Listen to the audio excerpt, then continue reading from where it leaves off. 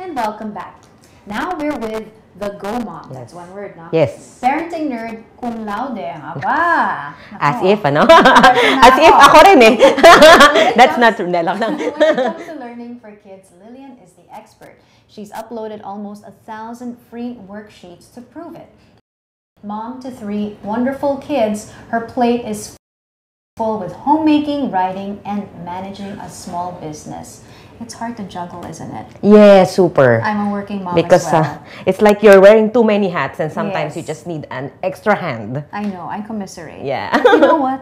The kids understand. I think they're very Yeah. much about the belief that we are also out there working for them. Yes, that's true. You know, but either which, stay-at-home mom, working mom, I think we just love our kids Yes, and we yes. always want what's best for Yes, them, right? yes. Okay, well, speaking of what's best for them in terms of food, are you a CERELAC and Gerber mommy? Yes, I yes. am. Yes, I am. When they were kids, they ate Gerber, and then they ate CERELAC. They love the taste of it. Even I sometimes finish it. It's good. It's yummy. Okay, well, we were talking about all of the hats that you wear, right? I'm sure you are also a parenting nerd. Yes. So when you heard about the concept of parenting nerd, what came to mind? Well, what came to mind was that someone who levels up parenting and something extra actually. And we kind of do that for our kids because we adore them and all. So we take that extra step to make things nicer for them, to make things happier for them. There. And for you, in terms of your leveling up as a mom, what exactly do you do? Like in your home? Like for me, basically I tutor my kids. For me, that's so much love for them. Yes. You understand? Minsan, yeah, yes. Kasi gera sa bahay, di ba? I know, that's why we have a library at home, and sometimes I call it the war room because, you know, sometimes it can be a battle to teach the kids. But then, so the worksheets I share, those are the worksheets that I made for my kids.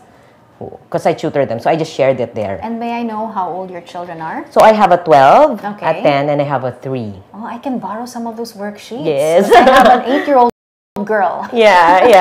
You know, and it's already come to a point where they have some tests and exams, and it's always good for fellow parents. Again, I don't just say mommy because sometimes there are it's the dads who help take care of the kids and teach them as well their subjects. In fact, my husband, I think, tried to teach my daughter once, and after a while we were just, sige lang. Okay.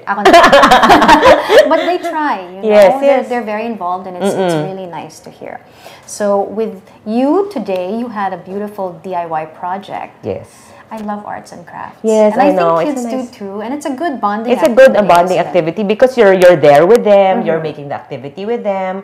So my child, of course, sometimes because he's a boy, so my 3-year-old, so sometimes he's very playful and sometimes he goes around. But when you show him that it's a nice activity, like he loves glue, but of course sometimes he just spreads the glue all over. You just have to, but it's okay. I mean, it's part of the mess. Mess is part of the arts and crafts. Of course. And he loves it. And that finished activity, he's proud. Hopefully, you haven't like gotten stuck to a chair yet kasi ginlu niya. Not yet. Malapit na siguro. Okay, so talk to us about how you came up with the idea of it. It was a rain cloud. It was so cute. Yes. So cute, and I love the end picture where it's the finished product. But talk us through the process. So basically, what we did, we just it's a gluing activity. So he glued it. So he likes pressing on things. So it's something he likes to do. And then he puts the clouds. And then so at least he has a concept of the cloud. And then the rain, since it was a rainy day. And then I had the music of raindrops keep falling on my head. I love that music. May accompanying music pa. Yes. And I showed him the video of the Barry soundtrack. It was beautiful. In fact, he knows the song already. Because of the activity. Because of the activity. You know, and he loves it's a very cheery music, you know, when it's raining and then raindrops keep falling on my head. It's a happy music. I like it. But when you come up with projects like this, do you already have all of the things that you need at home? Or is it something that you maybe plan beginning of the week and say, okay, maybe I'll run to the store and get a few things that I need? Or is it really something na, bahala na, let's just find what we have at home? Well, usually I stock up. Okay. Because like I know I have kids, so I always have cartolina. I have glue. I have those little arts and crafts, the stars and all those things. So that when I want to come up with an activity with them, it's just there. Because it's so hard if you still have to go to the store and go buy it. That's so, true. Yeah. So you're Well, that's why. So I also want to try to make some activities for them for the. I have always an activity for them. But what about, because you're a very organized mom, and I'm not saying that people out, it's not necessarily bad to be with organized chaos. Yeah, yes, Diba? yes. Some parents don't really plan ahead, Yes. which is not really a good or bad thing Yes, necessarily. it's okay. But what about for the parents out there who do want to make it part of their routine in terms of activities at home for the kids? Yes. Because it's a bonding thing. I've Yeah. done creative activities with my kids, Yes. and I find that it also fosters the relationship. So do they have to prepare ahead of time, or can they just one rainy day maybe go around the house and look for things? I think it's something that you have to plan ahead because Okay. because it's so hard that when your kid is, you're getting the glue, you're getting it's so stressful. So it's better that you have all the things at hand. Okay. And then or sometimes I employ the help of our yaya to pack the things. Oh, this is the activity that I want them to do. Can you prepare this? So like if I need circles, the circles will be there already. It's so hard that when my kid is there, I'm cutting circles. So it takes out the fun of it. So it has to be prepared. For me, I think it has to be prepared. Plus time is precious, right? Yes, yes. So And it takes time. their ability to focus is just so short. So if you lose them for the 5 minutes, the activity won't get done. That for me, I think. It's true. Yeah. Well, we have a lot of friends who are watching, so Yeah. maybe we can ask the first question for our very crafty mommy. I try, not always. I try. I think we all do. Yeah. I think we it can all be do. always. And it because- also brings back the kid in us. Yes. You know, coming up with those wonderful things. Are there any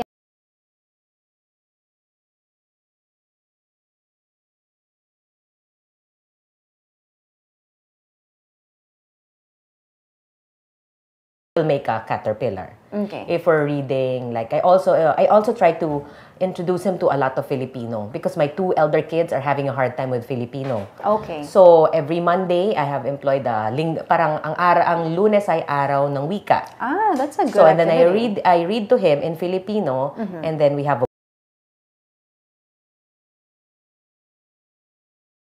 Filipino. So Oh, there. baka and he'll then be we do- better than his older I know. siblings. Well, sa I hope so because Tagalog. I made them sort of because they're not too well versed in Filipino. Okay. So I tried to correct that mistake with that. Okay, so let's go to the question. My 10-year-old's handwriting is really bad. Now, what do I do? Okay, actually, mine has. Sure na kasi, I don't because know. we're very much now into a lot of these Yes, gadgets. yes. So they feel that they can do away with writing. So what I actually do, although it really gets to her, but I ask her to write 10 times, just a small thing, like for example, her name. And then I ask her to write it in cursive, just every day. Just that. Naku, Just may to, cursive pa. oh, kasi 10-year-old, sometimes they have to Dapat write in kailangan cursive. matuto Because sometimes ng their script. language. Okay. So I ask her, sometimes she'll just write in print, yung print letters. But then sometimes it has to be in cursive. So every day, just 10, something manageable. Because I have a friend, she made her daughter make 100. I said, oh no, that's torture. That's pure torture. So And that's out of school pa, di ba? yeah, that's out of school and they're so tired when they get home. So just 10 is manageable. You can actually look at her while she's doing it. So she can actually, you can watch her handwriting, you can watch her. But also my daughter has a hard time with that, even until now, the tripod pose. Okay, so we have a second question. Mahilig mag-drawing ang anak ko, but not participating in school. So what is the best advice for something like that? Actually, I think it's different for each child. I think Yes. we have to just, for me, we just have to accept them for who they are because not everyone is really that sociable. For a while, I had that because I feel I'm a very sociable person. I can, Yes, talk you and are. talk I and can talk. tell you now that I can you're talk sociable, and I talk. love it. But then when I see my kid, she's not very talkative or she's not as out as I am. But as I go along in parenting, I just have to accept her for what she is, and it's okay. And when I ask her, is that okay that you don't have as much friends, you just have a few friends? I'm okay, Mom. And I believe her. She's okay. As long as she says she's okay, I think it's gonna turn out all right in the end. And it's unbelievable how kids are raised under the same roof with the same set of rules, and all of their personalities are still very different, right? So it's not a cut and dried rule as to what to do with certain problems, right? Right. Okay, well, the Go Mom, I like your name. It suits you so well. And Mrs. Martinez shares how she feeds her picky eater. We'll be right back.